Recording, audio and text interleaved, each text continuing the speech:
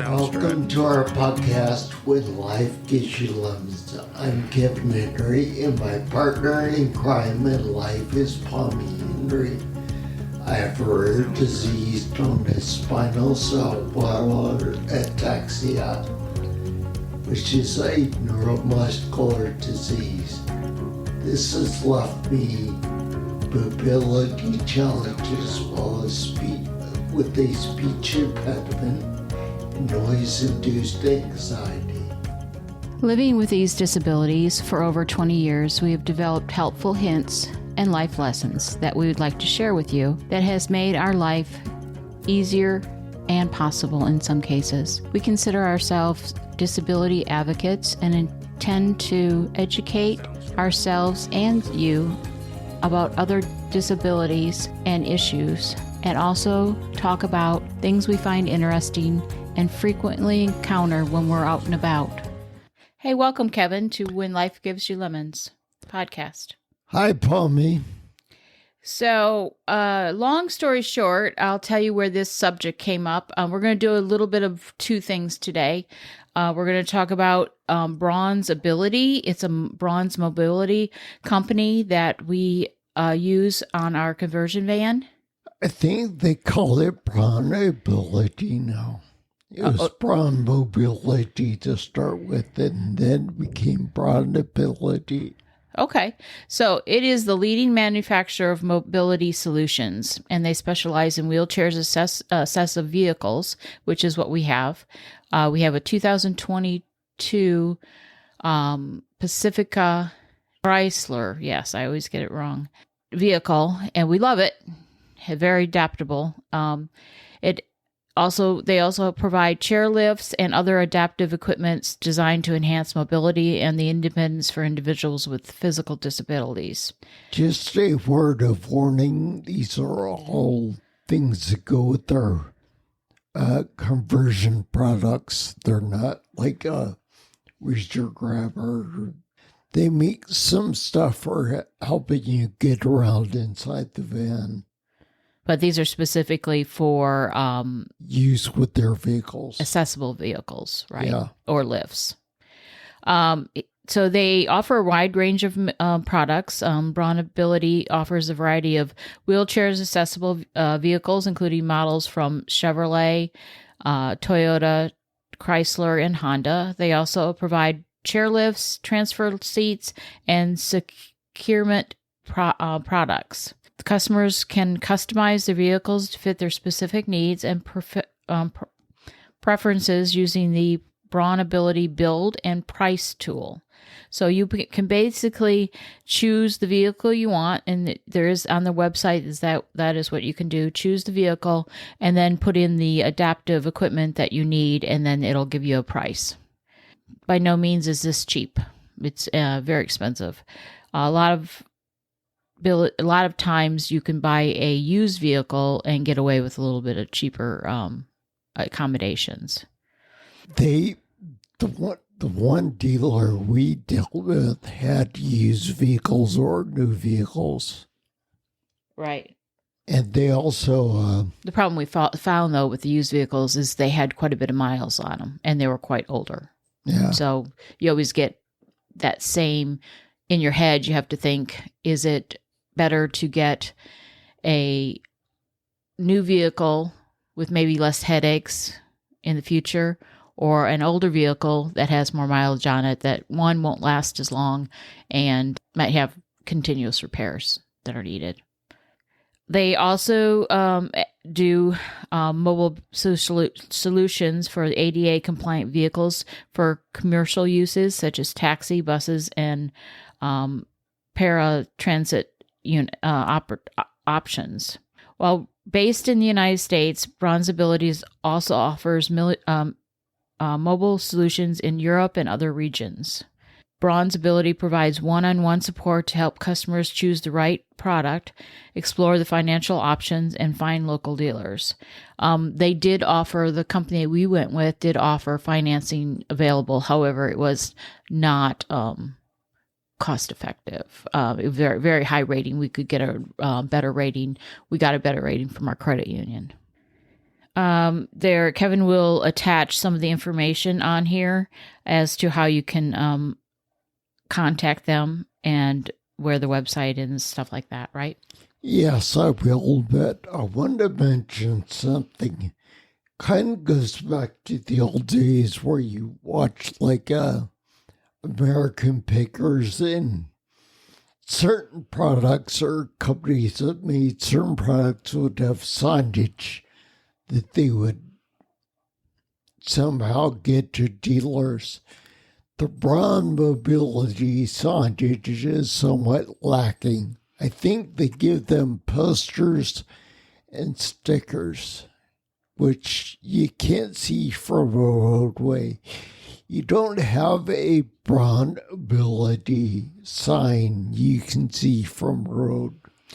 Typically, a lot of these places have their own names, and then they just work with BraunAbility. Which is apparent if you get up and pull into their place and go outside, and you can see the stickers or the pamphlets or the posters. Yeah, well, they are the leading manufacturers, so I'm sure they contract with lots of other companies. Yeah, they do have it down to size. We're very happy with all the modifications they had to make. Yeah. Okay, so let's do a little bit of story. This is what drew me to it. I saw the poster of Ralph Braun. He is often referred to as the father of mobility movement and was influencer figure in the field of accessory transportation. He was born in December 18th of 1940 in Waumemac, Indiana, and he was diagnosed with muscular dystrophy at the age of 6. Despite his diagnosis, Ralph was determined to maintain his independence and mobility. In his teenage years, Ralph began inventing devices to aid his mobility. At 15, he was created a motorized wagon, and by 20, he had developed a motorized scooter called the Tri-Wheeler. His inventions didn't stop him there. He went on to retrofit a Dodge van with a wheelchair lift, which he called the Liftaway. In 1972, Ralph founded the Braun Corporations, now known as BraunAbility, which became a leading manufacturer of the wheelchair accessory vehicles and lifts. His work significantly improved the quality of life for many people with disabilities, allowing them greater freedom and independence.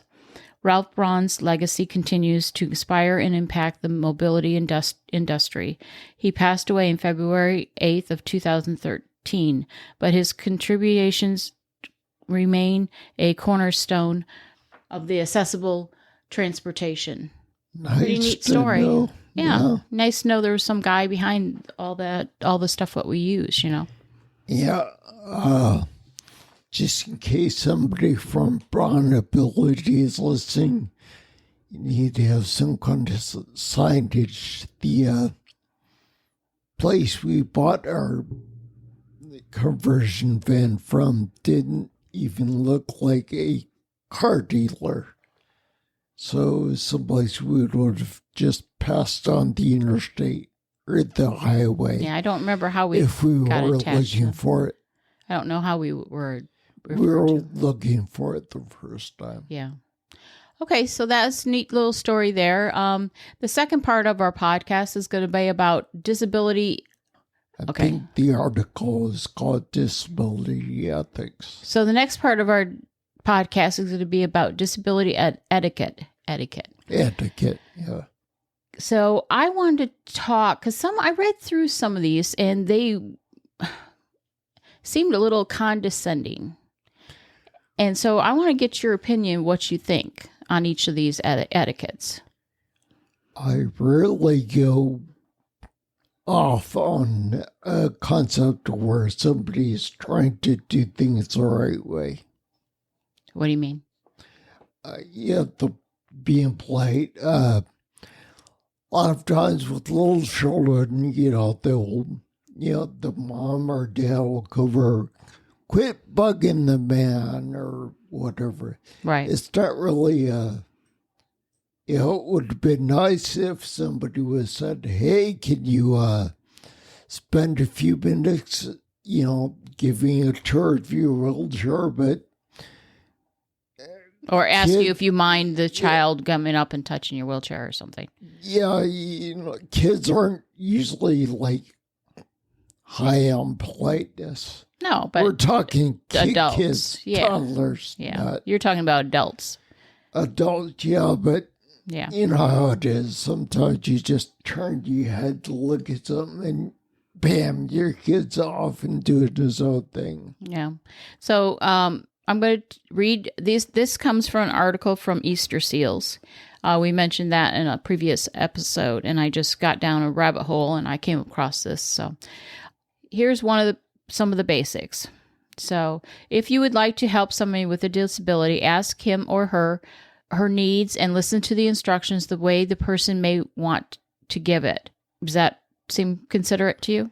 It does. Okay. And that's kind of how things have worked in the restroom area. Oh, really? Yeah. People say, hey, can I help you? And then they ask you what they can do to help. Oh, that's great. I'm not there, so. It's usually something as simple as like holding the stall door opener or whatever. Handing you a towel or something. Instead of trying to make push it open, make a burst backwards, and then go forward. Slam it and repeat over and over again. Be considerate of the extra time it may take a person with a disability to get things done or said. Let the person set the pace with the walking and the talking. Yeah, I know I tend to back up slowly, and nobody has really tried to hurry me along, so... Except me. Except you, yeah. And the dogs. Well, no, dogs don't seem to care. They just take too long. They somehow manage to get right in the spot where they're in the way. Treat adults accordingly. So in other words, whether you have a disability or not, treat them as adults. Don't talk as if they're children. I find that people do that to you a lot. I know. Yeah. Does that bother you? They hear me talk funny and they think, well, obviously this is a situation where the guy, you know... They assume that you have an intellectual disability. Cognitive wrong with my brain. Yeah. So I'd like to dive into a story here of an example. And I'm sure you remember this. I'm sure I will once you start your dive. So once we were at a doctor's appointment, and it was getting an MRI on, I can't remember if it was the left or right arm or shoulder or what it was, or was it hip? I can't remember. Do you remember? Are you talking about when they assumed discussed the billing of my... Yeah. Was that right or left hip? I can't remember. I don't. Oh, so anyways, it was a left. The thing was right or left. It was they were confused. Kevin made it quite clear when he went to the MRI guy. They apparently had it written wrong on the orders. And so Kevin said, no, you have that wrong. It's on my right hip or right leg or whatever it was, not my left. And Kevin said he went ahead and he took the picture, MRI. And then we get back to the doctor's appointment, and I was not there. Kevin was there I don't know why I wasn't there. I was parking or something. But anyways, Kevin heard two nurses discuss that they did take the wrong picture of the wrong side. They took the left side instead of the right side. And Kevin heard them talk like they were right in the office with him. And they said, don't worry about it. Medicare will pay for the other one. We had two insurances at the time, and they were going to bill one insurance for the right and one for the right, one for the left. And they were discussing this right in front of him and not acknowledging him at all, assuming he had cognitive issues, which he does not. I came to pick him up, and he was so hot and mad. you didn't say anything to him, did you? No, because I just wanted to get it done. You were so angry. Out there. I considered contacting the insurance companies involved, letting them know that it was Medicaid fraud. It was fraud. Yeah. Not this Medicare fraud area. But they were actually planning. I'm assuming they've fraud them. Done this before because, if it were like the first time and somebody come up with this idea, they would be kind of hesitant to vocalize it to the guy or gal they're working with. Well, it's against the law. I mean, it's fraud. Exactly. So, anyways. They could lose their jobs. They could be criminally liable. I mean, it's not the kind of thing you just bring up out of the blue to a coworker. In front of the patient. In front of the patient. Yeah. Okay, so let's go on. So, no matter what the disability is, assume they are adults and treat them accordingly. Call a person by his or her first name only when you extend their familiarity to everyone present. Okay, there's not really a convention for doing this in English. In other languages, they ask you point blank whether they can use your familiar word, the whole language is based on conjugation of verbs. Okay, so we don't use that very much No, because if we're talking about, say, you or you guys or hey, you or whatever informally, it's still the same as you, sir or ma'am, or it's like whatever follows is not that much different than what you go after. It's usually your demeanor, not your language. Okay. It changes. All right. Don't patronize the person who is in the wheelchair by patting them on the head. Has that ever happened? No, it's never happened. Okay. I have had people pat me on the shoulder, but I didn't really think that. I think that's different than the head. Yeah, they typically pet somebody on the head if it's a child or something like that. Or a dog, yeah. Okay. Don't be embarrassed if you happen to use common expressions that seem to relate to the person's disability, such as "see you later" or "I've got to run." That seems weird. It's not a. To me, again, it's not an offensive thing. Yeah. When planning events, including people with disabilities, consider their needs ahead of time. If there is a potential barrier, like a flight of stairs, narrow hallway, or an inaccessible restroom, reach out and discuss the situation in advance. I don't think we've ever come up on that. Well, when we go to the Airbnbs, but when someone else has booked the Airbnb other than us. I think that's when we've come across that.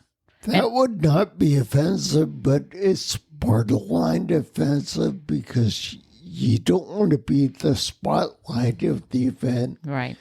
Oh, we have steps. Kevin can't do that. Or, oh, we don't have the right kind of bathroom. Kevin can't do that. I don't want to be the main topic of a discussion.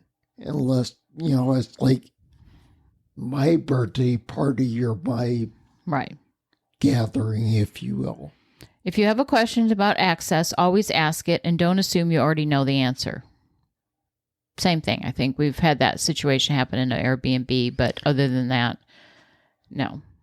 Well, not only that, there are things you learn that are what we consider to be life lessons, and somebody that has been newly disabled doesn't really have the vast wealth of experiences you have.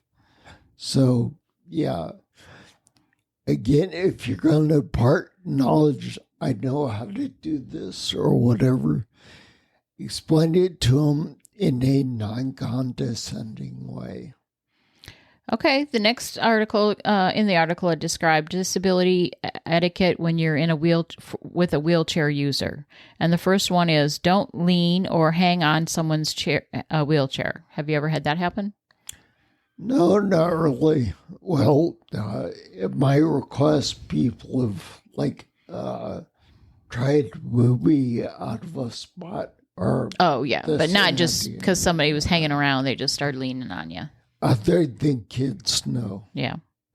Do remember that wheelchairs are an extension of a person's personal space.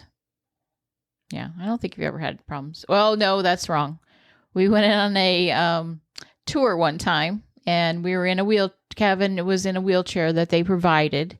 We were touring the Kansas City train station, and this man was such a nice man, and I'm not sure what he was trying to do, but when he gave the tour so that Kevin could hear him, I think, he got closer to you. He got in between your leg pegs. Was basically standing in your crotch area. So, which I think you found a little uncomfortable. Yes, I did.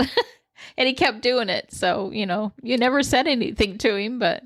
And there's also the occasion, there's always somebody at some sort of gathering, a crowded event that will walk backwards and not really look where they're going. They just assume there's nothing there. And they back right into you, and it's like... You're bumped? Well, I mean... Oh, into your legs. Back into my footrest or my armrest. And, depending on what you're bumping and how fast you're going, that could really hurt. Yeah, them, not necessarily you. Yeah, don't mess up the wheelchair, but it's not a pleasant experience for them. And then another funny story. I was dying to go to Buc-ee's. Is anybody familiar with the Buc-ee's, the gas station? It's like this Oasis gas station type thing. And I'd heard tons of stuff about it. And so I convinced Kevin that we should drive about 45 minutes out of our way when we were visiting his mom and dad one time. They had a new Buc-ee that just was installed. And the key thing is it's something new and novel to everybody in the entire area. Right. So everyone shows up. And of course, it's, a nice what is that word? Oasis to get off the road for a while and spend a little bit of time shopping and eating and stuff like that. But anyways, we get in there and this place is packed. I mean, packed. You can barely walk half a aisle way without having to wait for people to get through there. So of course, that's always a bad thing for Kevin. And so he was trolling along and he actually saw a good pathway. So he, sped up just a little bit. We're talking crawling here. And some lady came out of the one aisle and ended up landing on his lap. Kevin said, I caught up with him and he goes, I am out of here. I am not staying in this place 1 minute longer. Same thing happens at amusement centers and stuff like that. When we went to the Harry Potter thing, it was hard for you. Or stores. Walmart. People come out of aisles and don't look what they're doing. They don't look what they're, they see where they're going. And they're on a mission. They have that tunnel vision going. Yeah. So we've had some funny things. Ask permission when touching someone's wheelchair. And this is where I think you have talked about the children touching your wheelchair and stuff like that, which is fine, except when it was COVID or most kids have a runny nose or, and if they start touching all your buttons and stuff, basically you can't touch it until you get your hands cleaned or something, or the hand cleaner or sanitizer to sanitize everything down because you don't want to get whatever they're got. Yeah. Well, that, the next kid that comes along, I don't want him to rub germs off my buttons or whatever. Onto them, yeah. Do place yourself at the wheelchair user's eye level to spare both of you from a stiff neck if you're talking for more than a few minutes. I think that happens most of the time, don't you? Unless it's someplace where everybody's standing. Before, in previous wheelchairs, that was a thing. I always felt like I was lower than people. Right. In a group conversation, but this one lost me to raise my seat a bit. This wheelchair? I just can't move around as well once I do. Yeah, your stability is off. Do consider distance, weather conditions, and physical obstacles such as stairs, curbs, steep hills when giving directions to a person in a wheelchair, I assume. Yeah, I have that problem all the time because I'm basically Kevin's stage personnel. So when... You're my roadie, too. Yeah, I'm your roadie, yeah. I have to look like when we get out of a car, I have to realize where the curb, the entrance for the curb for a wheelchair might be, what level that they're at. A lot of times we'll be tooling along down a sidewalk and we realize there is no wheelchair access except, at the end of the sidewalk or something like that. So you've had to go down a road or two and to get to an access point where you can get onto the sidewalk or get off it, either case. And sometimes that actually coincides with like an event or sales in a store where they move stuff out onto the sidewalk. Right. Or restaurants where they put extra chairs in the rest area path that you would that typically is handicapped accessible, but because of the things they've put in the way, they can't access it any longer. That's a good point. I hadn't thought of that one. Next one is disability etiquette when you're with people who are blind or have low vision. And we can't talk, well, Kevin has some eye issues, so we can talk a little bit about this, personalize in a personal manner. Don't grab a person's arm in order to guide them, unless they ask you to, I assume. Yeah, it's like being like pushing somebody in a wheelchair. Yeah. Don't do that unless they ask you to. Right. Do allow the person to take your arm. See, there we go. This will help you to guide them rather than to propel or lead or the person. Use specifics such as left 100 feet or right 2 yards to give direction, I assume. Yeah. Disability etiquette when you're with people who are deaf or hard of hearing. Kevin gets this a lot. I don't know why people think a person in a wheelchair can't hear, but he does get this a lot. They seem to talk louder to him and slower. So don't shout, which makes sense. That's what they tend to do. If you're hard of hearing or deaf, making louder does not help. Definitely not. Again, it depends on your severity of hearing loss, whether getting louder helps. Right. Do look directly at the person and speak clearly and expressively to establish if the person can read your lips. Remember, not everyone who is deaf or hard of hearing can read lips. Those who do will rely on facial expressions and other body language to help understand. Seems right? That is correct. It's similar to like going to a venue where there's music playing that's way too loud. Yeah. Nobody can hear what anybody else is saying. You kind of develop an impromptu sign language, if you will. Right. Like, yeah. Gotta go to the bathroom, or hey, everything's okay on my end. Kevin's putting up his fingers in an okay symbol. Yeah. Just so you... Thank you for being listening to a video podcast, Bonnie. I will tell you, before the pandemic, I never would have thought that I had some hearing loss. But after the pandemic and everybody wearing masks, I really found it difficult to hear in a loud with a lot of noise surrounding me. A lot of people had that very same problem. I read lips more than I realized I did, apparently. All lips and facial expressions. Right, yeah, yeah. With half your face covered up, you don't see a lot of expression. Things you're, expecting when you're communicating, I guess. Show consideration by facing a light source and keeping your hands and food away from your mouth when speaking. Seems like common sense.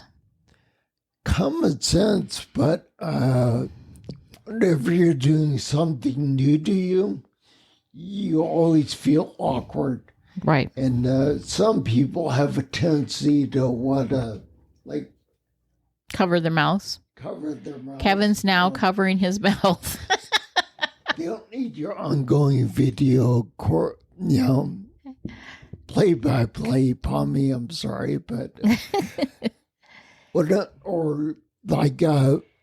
one thing nobody thinks about is when you're talking about something over there, you turn and look over there. Well, does that take you into an area where your facial expressions and lips are not visible? Right. Or turning your head and talking, or while you're talking. Or bending down to tie your shoe. Or something, yeah. You don't think of those things unless that's your disability. Yeah. Okay. Well, just something a little different today we thought we'd talk about. We got to look at our end of season gift from our artist, Deanna Ives, and it is spectacular. So remember to go in and support our podcast and for your chance to win that. If I gave instructions in the show notes last time on how to do that for a one-time subscription, because we're not looking to rope anybody into a long-term support month by month if they're not looking to do that themselves. Yeah. Okay. We're not trying to do a bait switch. So if you have problems with it's pretty easy to subscribe, but the company that runs this has taken away the one-time donation thing, so you have to be kind of savvy to how you can get out of the month-by-month thing. Subscription. And that's what I tried to explain on the show notes of last episode. But if you're unclear of what's going on or that's not working for you, give us a shout on the fan mail. We'll try to be a bit more clear about it. Okay. Well, I think that ends the show for today. See you next time. Bye.